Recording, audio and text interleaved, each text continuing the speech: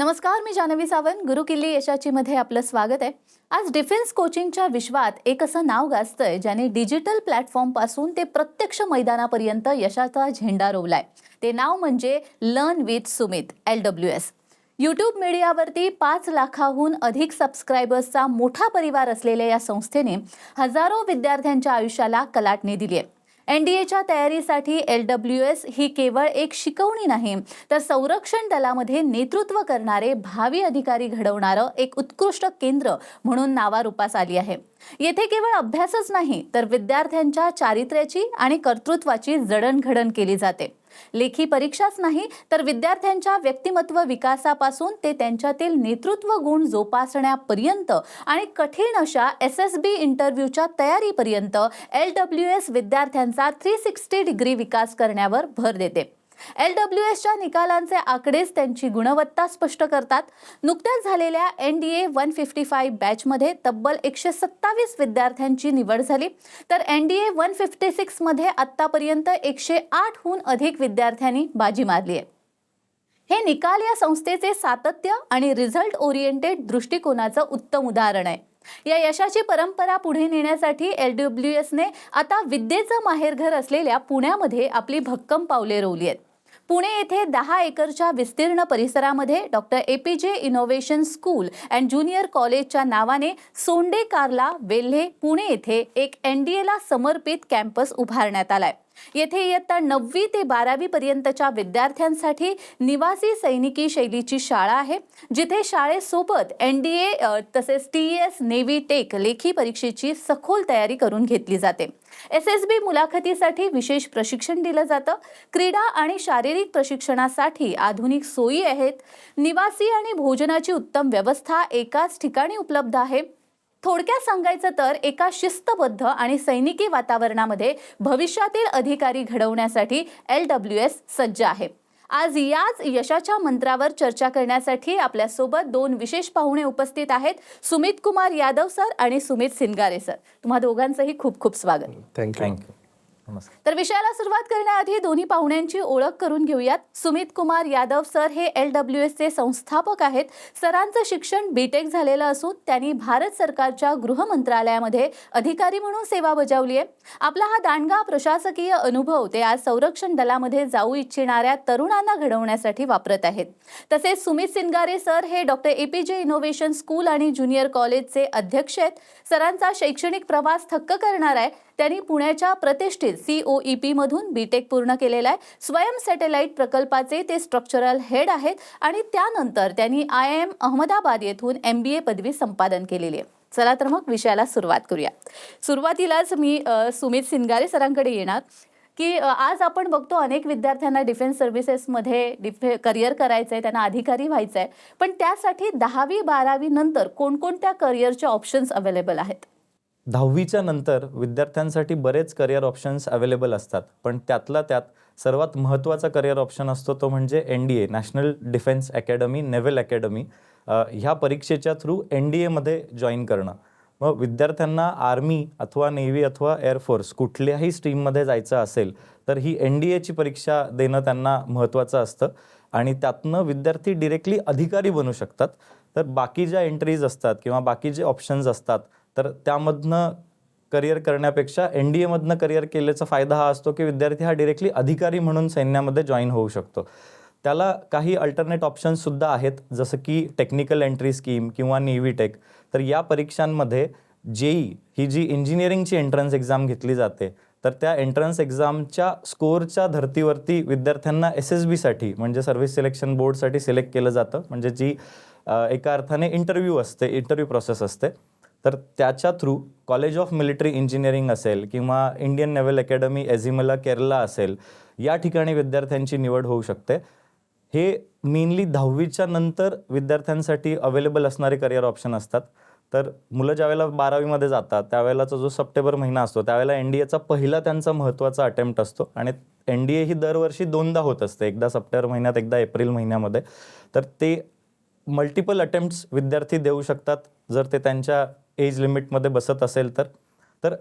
सांगायचा मुद्दा हा की NDA, TES, नेव्ही टेक हे 10वी नंतरचे त्यातल्या त्यात सगळ्यात महत्त्वाचे करिअर ऑप्शन्स असतात जर सैन्यात अधिकारी म्हणून विद्यार्थ्यांना जॉईन करायचं असेल तर. निश्चितच. पण सर, जसं आता तुम्ही म्हणालात की NDA ही भारतामधली प्रतिष्ठित एक्झाम आहे, डिफेन्स एक्झाम.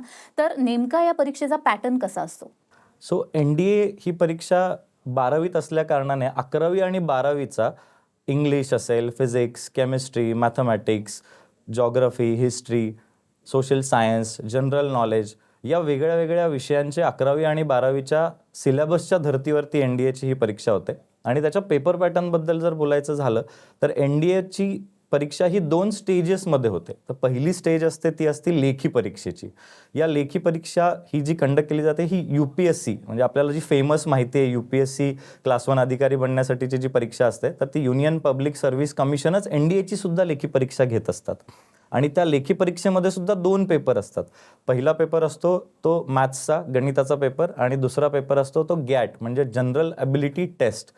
तर ह्या पेपरमध्ये थोडं डीप डाईव्ह केलं तर पॅटर्न असा असतो की मॅथ्सच्या पेपरमध्ये साधारण 120 प्रश्न असतात आणि 2.5 तासांचा वेळ विद्यार्थ्यांना मिळतो. त्यातली मार्किंग स्कीम अशी असते की जर उत्तर बरोबर आलं विद्यार्थ्यांचं तर 2.5 मार्क मिळतात आणि जर त्यांचं उत्तर चुकलं तर 0.833 मार्क्स त्यांचे मायनस होतात. म्हणजे निगेटिव्ह मार्किंगसुद्धा आहे की मुलांनी अंदाजेपणचे उत्तर देऊ नये आणि फॉर शुअर उत्तर माहीत असेल तरच ते टिक करावं यासाठी म्हणून त्यांनी निगेटिव्ह मार्किंग ठेवलेली आहे. त्यानंतर दुसऱ्या पेपरबद्दल आपण बोलायचं झालं तर जनरल ॲबिलिटी टेस्ट यामध्ये इंग्लिश, सायन्स, सोशल सायन्स आणि जनरल नॉलेज हे सगळे सेक्शन्स असतात. यामध्ये इंग्लिश हे 200 मार्काला असतं आणि बाकीचे जे विषय science, social science, general knowledge हे 400 मार्कांना असतं. आणि याच्यातली मार्किंग स्कीम परत अजून वेगळी आहे आणि ह्यामुळेच NDAची परीक्षा थोडीशी कॉम्प्लेक्स होते.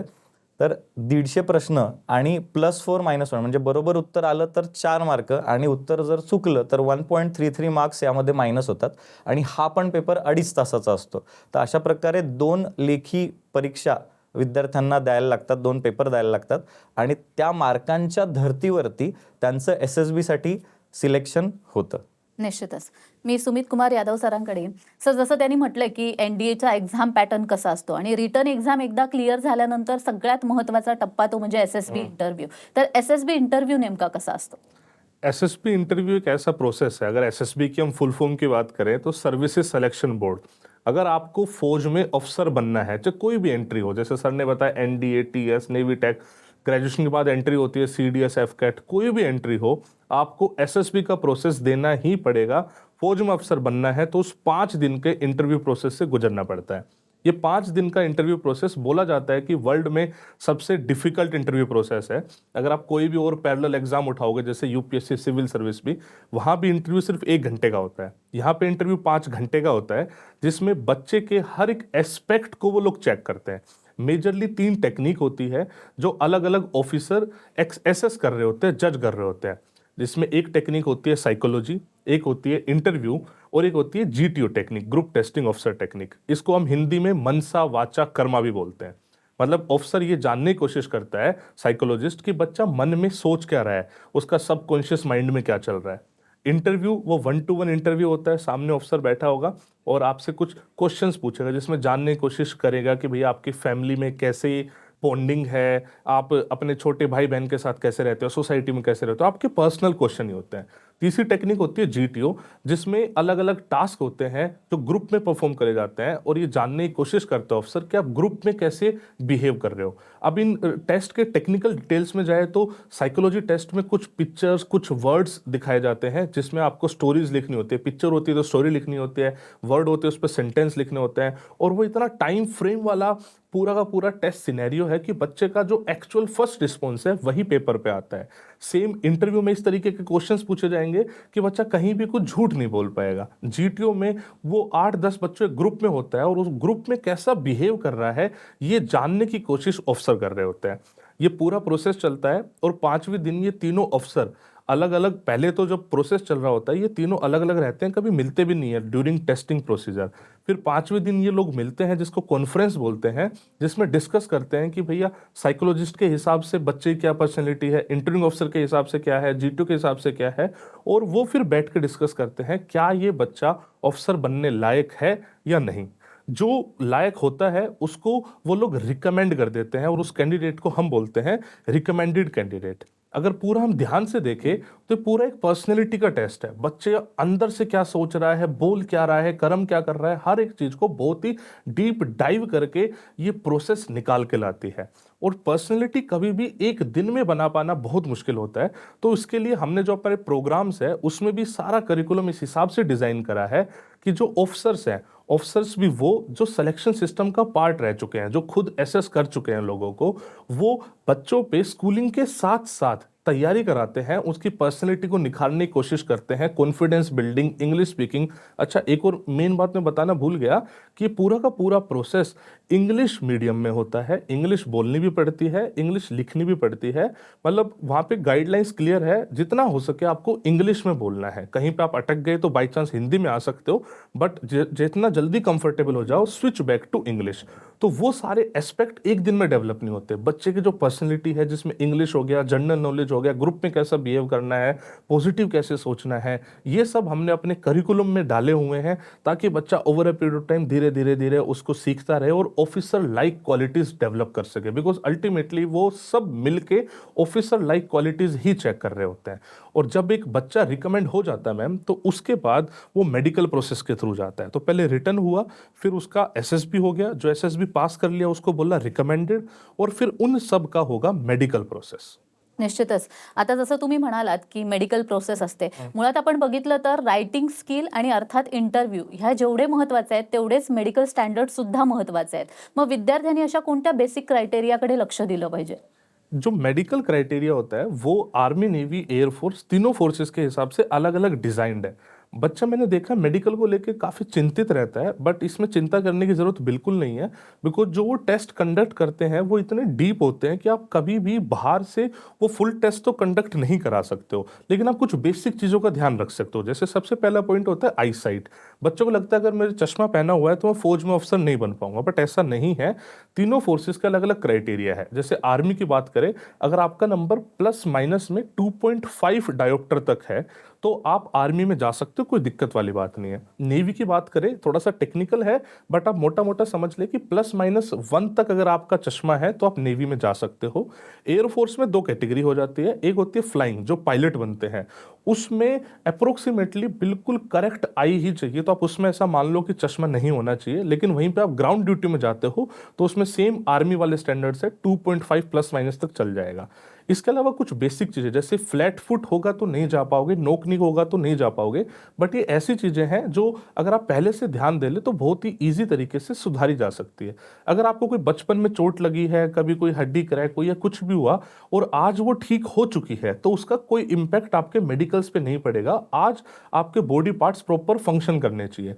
कुछ लोग हाइट को लेकर भी कंफ्यूज होते हैं, तो गर्ल्स और बॉयज़ की हाइट थोड़ा सा डिफरेंस किया गया है।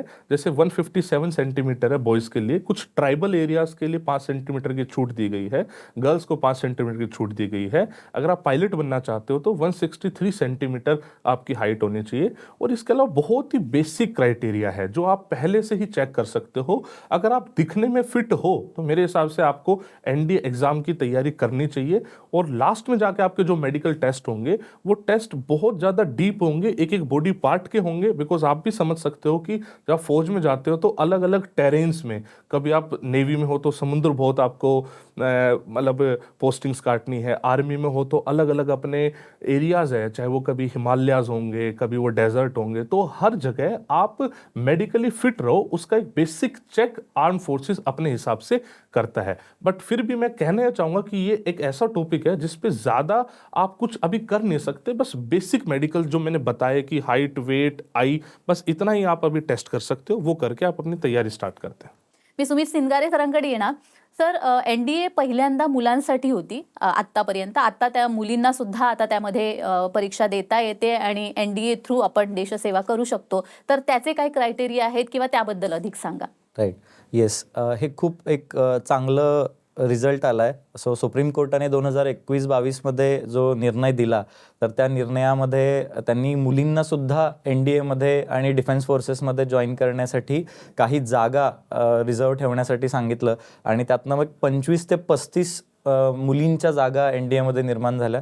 मला सांगताना खूप अभिमान वाटतोय की NDAमध्ये पहिली मुलींची बॅच जी होती त्यामध्ये कॅडेट जस्मिन कलकल ही आमची स्टुडंट त्यामध्ये होती आणि 2025मध्ये ती पहिली बॅच NDAची पासआउट झाली. त्यांच्या पासिंग आउट परेडला सुद्धा आम्ही गेलो होतो आणि आत्ता त्यानंतर जेवढे NDA अटेम्प्ट झाले त्या प्रत्येक अटेम्प्टमध्ये LWSने भरपूर मुलींचे रेकमेंडेशन्स आणि सिलेक्शन्ससुद्धा दिलेले आहेत.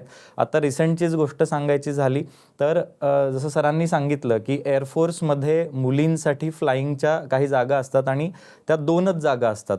तर त्या 2ही जागांवरती ज्या मुली सिलेक्ट झालेल्या आहेत त्या LWSच्याच विद्यार्थिनी आहेत. तर हे सांगताना मला खूप अभिमान वाटतो. त्यामुळे ही खूप चांगली संधी मुलींसाठी आहे आणि त्या संधीचं सोनं करण्यासाठी LWSमध्ये आणि आमच्या doctor APJ innovation school and junior कॉलेजमध्ये सुद्धा मुलींची वेगळी रहिवाशी सोय करण्यात आली आहे, ज्या कारणाने मुली सेफ एन्व्हायरमेंटमध्ये येऊन NDAची तयारी करू शकतात. SSBची तयारी, फिजिकल ट्रेनिंग आणि त्यांचं स्कूलिंग, हॉस्टेल, कॅन्टीन हे सगळं एका ठिकाणी होऊ शकतं. त्यामुळे मुलींनी जास्तीत जास्त ह्या अपॉर्च्युनिटीचा फायदा घेतला पाहिजे आणि मुली पण आज एम्पॉवर होताच आहेत. त्यासाठी म्हणून ही अपॉर्च्युनिटी खूप चांगली आहे ज्याचा जास्तीत जास्त फायदा मुलींनी घ्यावा. अगदीच. इसमें एक बात मैं ऐड करना चाहूँगा मैम कि NDA एक लौती ऐसी एंट्री है जो परमानेंट कमीशन ऑफर कर रही है. इससे पहले जो भी फौज में अफसर गर्ल्स आ रही थी वो शॉर्ट सर्विस कमीशन के लिए आ रही थी. NDA जब से सुप्रीम कोर्ट ने NDA का जब रास्ता ओपन करा है तो परमानेंट कमीशन, इसका मतलब है कि कम से कम 54 ईयर्स तक की एज तक वो देश में एज ऑफिसर सर्व करेगी एंड और आगे प्रमोशन होते हैं तो 60 साल तक भी सर्व कर सकती है. तो ये पहली बार ऐसा ऑप्शन दिया गया कि गर्ल्स के लिए भी परमानेंट कमीशन है, वो NDA ने दिया. निश्चितच. मला आता थोडं LWS बद्दल विचारायचं आहे, तुमच्या इन्स्टिट्यूटबद्दल. LWS लर्न विथ सुमित, कारण तुमचं दोघांचंही नाव सुमित आहे. तर मला डिफेन्स ॲस्पिरंट्समध्ये बरीच चर्चा आहे तुमच्या इन्स्टिट्यूटबद्दल, त्याविषयी सांगा.